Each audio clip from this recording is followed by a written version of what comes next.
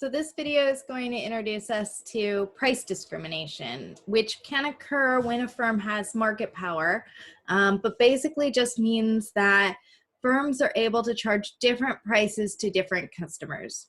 And like I mentioned, this is one of my favorite topics because here you start to see how these ideas can be applied to real life situations that you have experienced, right? Competition, perfect competition is one extreme and it's not very realistic. There aren't very many markets that we would consider perfectly competitive. And single price monopoly is also really extreme, right? There aren't very many markets where there's just one firm providing for the entire market. These are useful theoretical models because they help us understand the spectrum of market structure. And here we start to see some application to things that you have experienced in real life with price discrimination. And we'll continue that in topic 13 when we talk about two other market structures that lie in the middle of that spectrum. All right, so price discrimination refers to a situation where a firm charges different prices to different customers based on their willingness to pay. There are situations where firms charge different prices based on the cost of production. Like maybe the products are slightly different, they cost different amounts to produce, and so they charge different prices. Or maybe, right, buying a gallon of milk in LA is more expensive than in Riverside because the cost of the storefront here is much higher, the cost of labor is higher, and so you get a higher price for milk. That's not price discrimination, right? That's just regular old production. Prices depend on costs, supply and demand kind of stuff. But it is possible for firms, and it is common for firms to charge different prices to consumers based on consumer willingness to pay. So in order for this to happen, we need three things to be true. First, the firm has to have market power. If it doesn't have market power, it has no control over its price. Price will always just be equal to the market price, and there's no room for any price discrimination. But if the firm has market power, it can set its own prices, then it has the ability to price discriminate. It also has to have some knowledge of consumer willingness to pay. You can't vary prices across consumers by how much they're willing to pay if you don't know how much they're willing to pay. So you have to know something about willingness to pay or how much consumers value a product. And you also have to, in some way, be able to prevent resale.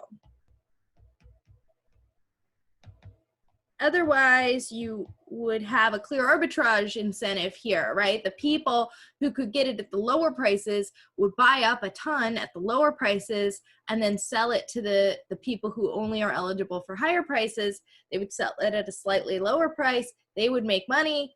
The business then would not be able to sell the product at the higher price. So in situations where goods cost different amounts, okay, in different markets, we have to be able to prevent trade between those markets, okay? Otherwise, the prices will naturally, due to market forces, equalize across all markets. All right, so we want to now talk about different types of price discrimination. So we will talk about these three different types of price discrimination and kind of lump second and third degree together, but I want to introduce it to you here separately. So the most extreme type of price discrimination would be first degree or perfect price discrimination. And this happens when everyone, all consumers in the market, have to pay their reservation price.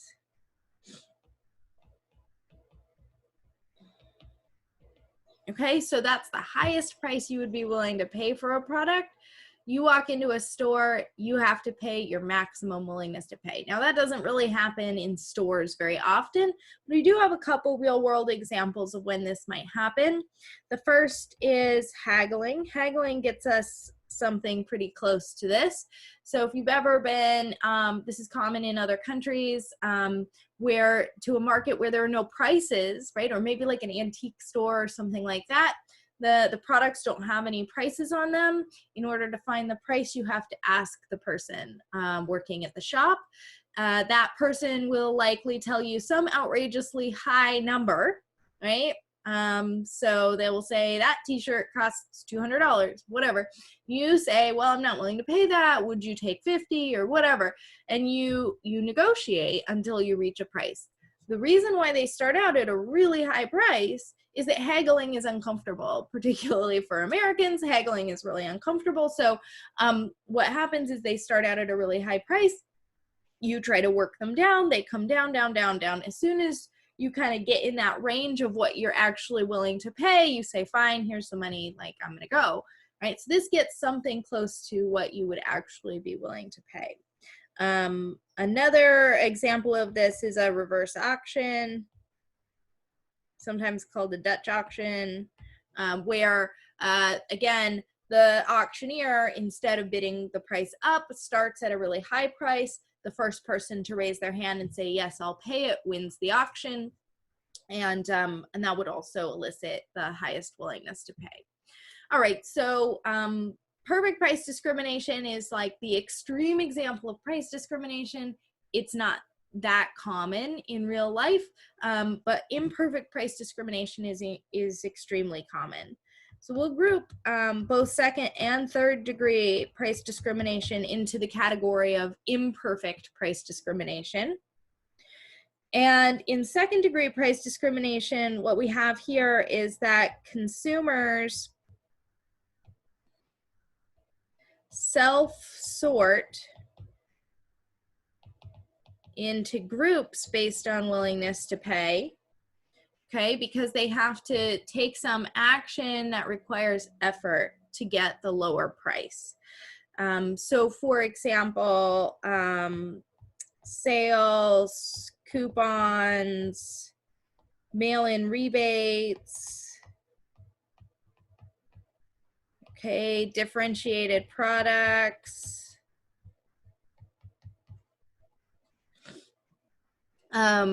These are all examples of second degree price discrimination. So let's just take coupons, for example. You could get a lower price, right? If you, when going to the grocery store, if you get the coupon, you clip it or you download the coupon for this product, but that takes a substantial amount of effort, right? You have to look through all the coupons, you have to figure out what you want to buy and which store takes what coupon, and then you have to, right, get the coupon at the store. And I've used the apps, they're terrible. So if you're not willing to go through all that effort to save 10 cents on, a can of beans, then like you're not going to do it, right? So you get consumers to self-sort based on their willingness to pay. The people who are willing to pay more will not take the effort to show up and wait in line for a sale, or clip a coupon, or do the mail-in rebate, which is also kind of a hassle, or, right, all of these kind of things.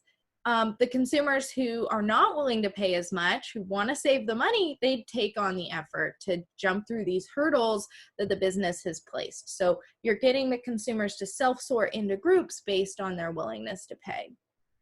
Differentiated products kind of also fall into this category. So sometimes you'll have like the same product, but the cool color model costs more, right? Like, so for a while, like this was true with iPhones, it's true with stand mixers. Like if you want to buy one in like a non-standard color, like a nice color, you pay more, right? But it doesn't cost more to produce a different color of this product.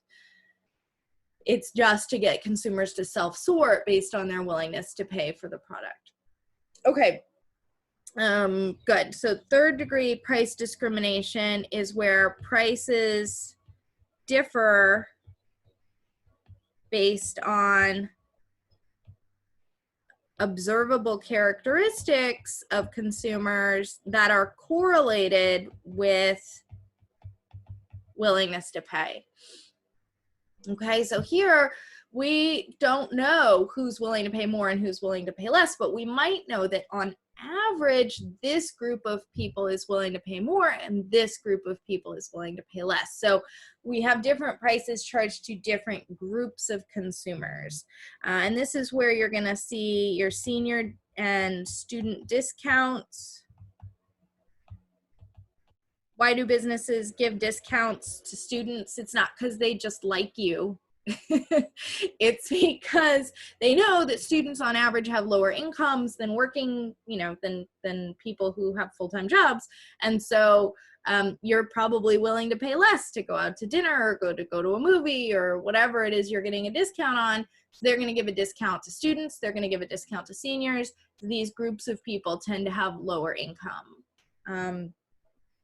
We also have in this category now location-based pricing. So if you're not aware already, when you shop online, the store knows a lot about you. They know where you're located when you're shopping, and they know if you're using a mobile phone, if you're using a computer, and all of these factors will go into determining what price they show you. So we know that if you're searching for a hotel room from your mobile phone, you're going to get a better price than if you're searching from a laptop or a desktop.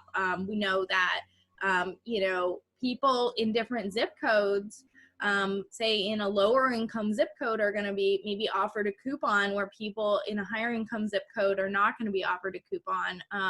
Whether all of that's ethical or not, I don't know, but it is something that is going on, and it is price discrimination.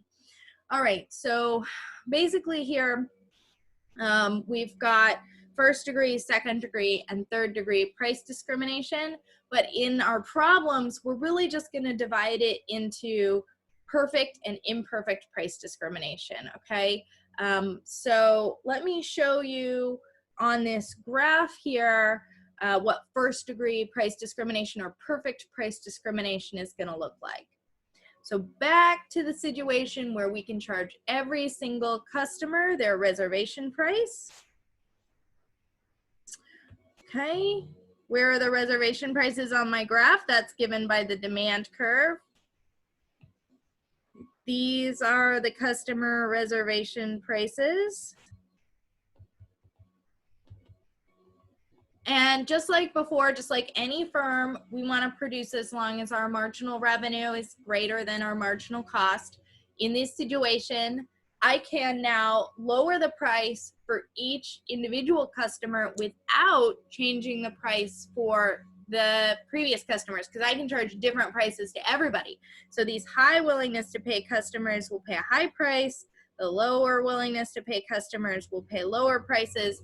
Everybody pays a different price. So I want to produce as long as that price is greater than my marginal cost curve. Okay, that means that I end up here at the socially optimal quantity. Same as competition, right? Same as competition, supply equals demand, price equals marginal cost, because I'm able to charge every consumer their reservation price. So my deadweight loss in this situation is equal to 0, because I'm producing the socially optimal quantity by charging people their reservation prices and producing as long as that reservation price, that willingness to pay, is higher than my cost of production. Then what's happening to surplus here? Well, remember, producer surplus is the area below the price and above the supply curve. So what's happened here is that producer surplus is equal to total surplus. Okay, total surplus is entirely captured by the firm. Consumers get no surplus. They're paying their reservation price, right? So if you remember way back to when we first introduced consumer surplus would be the area between the consumer reservation price and the actual price. And there's just none, because consumers are paying their reservation price. You walk into the store, you're willing to pay $10 for a t-shirt, that's how much they're going to charge you. You're willing to pay $8, that's how much they're going to charge you, and so on, right? So producers capture all of the surplus in the market, but there's no deadweight loss, which means that price discrimination gets us to the socially optimal outcome. All right, in the next video, we're going to do an example with numbers.